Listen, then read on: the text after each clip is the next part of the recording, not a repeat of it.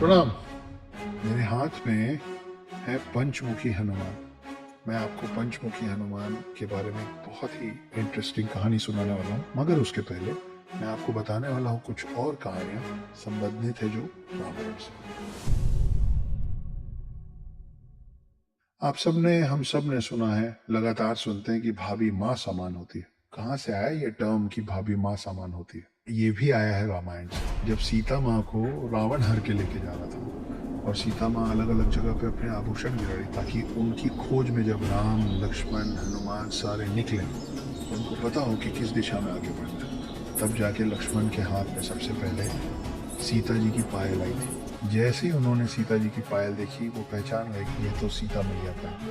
क्यों पहचान पाए? इसलिए पहचान पाए क्योंकि लक्ष्मण ने कभी सीता का चेहरा ही नहीं देखा था।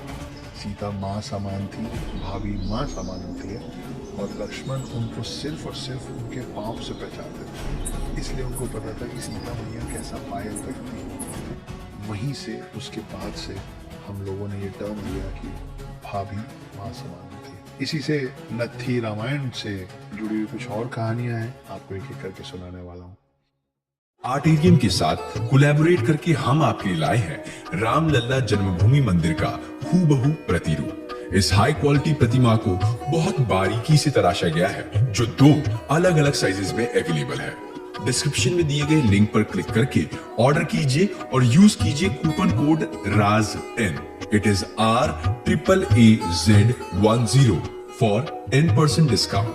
आप भी रामलला के उत्सव में भाग ले पाएंगे, क्योंकि हर घर में श्री राम आएंगे। रामायण की बात हो और हनुमान जी की बात ना हो, ऐसे कैसे हो सकता है? तो मैं आपको एक हनुमान जी की कहानी सुनाता हूँ। एक बार हुआ यूं कि विष्णु जी ने गरुड़ देव को हनुमान जी के पास भेजा बुलाने। तब तक हनुमान थोड़े बुजुर्ग होने लगे थे। गरुड़ वैकुंठ धाम से विष्णु जी के आदेश पे उड़ के गए और वो पहुंचे हनुमान जी के पास पृथ्वी में। उन्होंने बोला कि विष्णु जी आपको याद करने चलिए। हनुमान बैठ के राम जप कर रहे थे। हनुमान बोले कि आप चलिए, मैं पीछे पीछे आता हूँ आपके। गरुड़ को लगा मुझे तो सिर्फ यही कहा गया था कि इनको इन्फॉर्म करना है, इनको सूचित करना है, मैंने अपना काम कर दिया। फिर भी गरुड़ को लगा कि अब ये बूढ़े हो रहे हैं, इनको मैं ले चलूंगा तो इनके लिए रास्ता आसान हो जाएगा। गरुड़ को इस बात का बहुत गुमान हो गया था, बहुत अहंकार हो गया था कि गरुड़ से तेज और कोई नहीं उड़ सकता। तो गरुड़ ने बोला कि आप थोड़े बुजुर्ग हो रहे हैं, आइए आपको मैं अपने साथ ले चलता हूँ, मुझ पे बैठ जाइए। हनुमान जी ने फिर से कहा कि मैं अभी अपना जाप खत्म करूंगा, उसके बाद आऊंगा, आप चलिए मैं आता हूँ। गरुड़ निकल गए। गरुड़ पूरे स्पीड से उड़ के वापस विष्णु जी के पास वैकुंठ धाम पहुंचे। मगर वहां पहुंच कर देखते क्या है?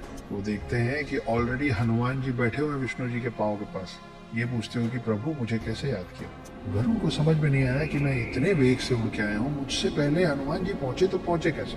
और उनके दिमाग में एक और सवाल था कि अगर हनुमान जी यहाँ पहुंच भी गए थे तो द्वारपाल जो उस दिन सुदर्शन चक्र थे, वो हनुमान को अंदर कैसे आने दिए?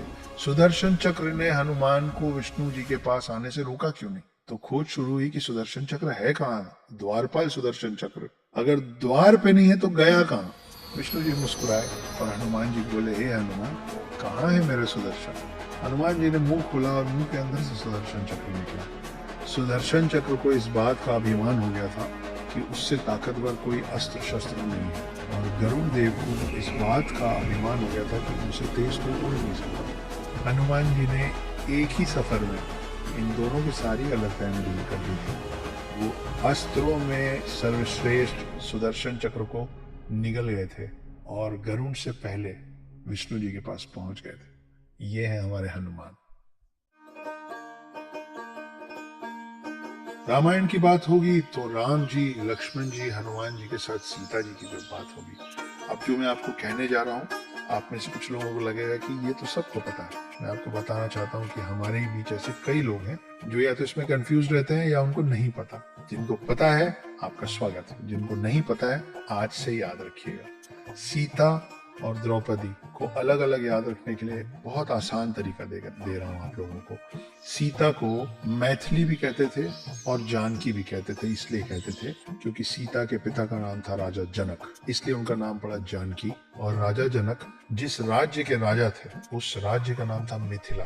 तो मिथिला नरेश जनक की पुत्री का नाम सीता, जानकी और मैथिली तीनों है। अब आते हैं द्रौपदी पे। द्रौपदी का नाम द्रौपदी इसलिए है क्योंकि द्रौपदी के पिता का नाम द्रुपद था और द्रौपदी को पांचाली भी कहा जाता है क्योंकि द्रुपद के राज्य का नाम था पांचाल। तो पांचाल नरेश द्रुपद की पुत्री का नाम है द्रौपदी या पांचाली और मिथिला नरेश जनक की पुत्री का नाम है सीता, जानकी और मैथिली।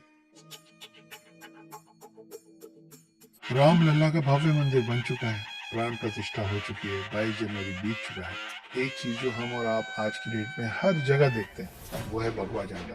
हर बाइक में, हर कार में, हर बिल्डिंग में, हर मंदिर पे। मैं आपको भगवा रंग क्या होता है वो बताने जा रहा हूँ।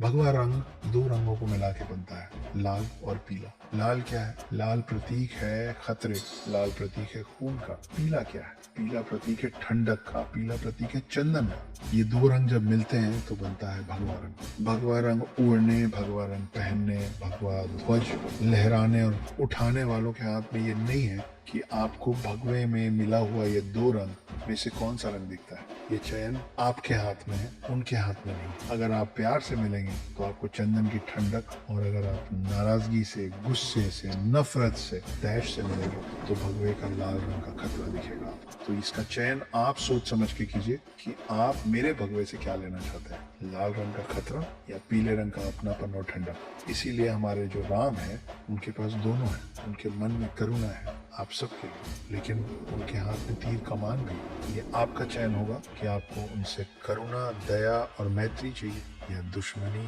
और तीर कमान चाहिए। चयन आपका है, भगवा मेरा।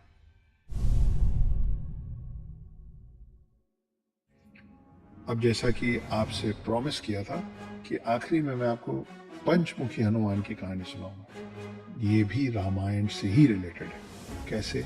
आपको रावण के भाई कुंभकर्ण के बारे में तो पता है, आपने विभीषण के बारे में भी सुना है, मगर कम लोगों ने सुना है कि रावण का एक और भाई था जिसका नाम था अहिरावण। अहिरावण मायावी था, बहुत शक्तिशाली था और पाताल में रहता था। अहिरावण रामायण के समय में ऊपर आया और राम और लक्ष्मण को मूर्छित करके, बेहोश करके, अपने वश में करके पाताल लोक ले जाके कैद कर लिया। तब हनुमान जी राम और लक्ष्मण की खोज में पाताल लोक के अंदर गए और उन्हें पता चला कि अहिरावण को हराने का सिर्फ एक ही तरीका है। अहिरावण ने अलग अलग दिशाओं में दिए जला रखे हैं और जब ये सारे दिए एक साथ बुझेंगे तभी अहिरावण का वध हो सकता है और तभी राम और लक्ष्मण को उससे मुक्ति मिल सकती। तब हनुमान के पंचमुखी रूप का पहली बार जन्म हुआ।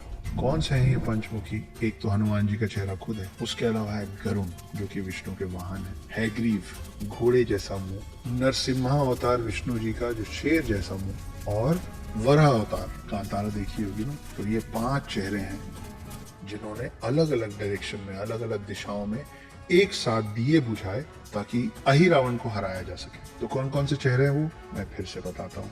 हनुमान जी का चेहरा, हाईग्रीव का चेहरा, घोड़े जैसा दिखने वाला चेहरा, विष्णु जी का वाहन गरुड़, नरसिम्हा अवतार शेर वाला चेहरा जो प्रहलाद को बचाने के लिए आया था, और वराह अवतार।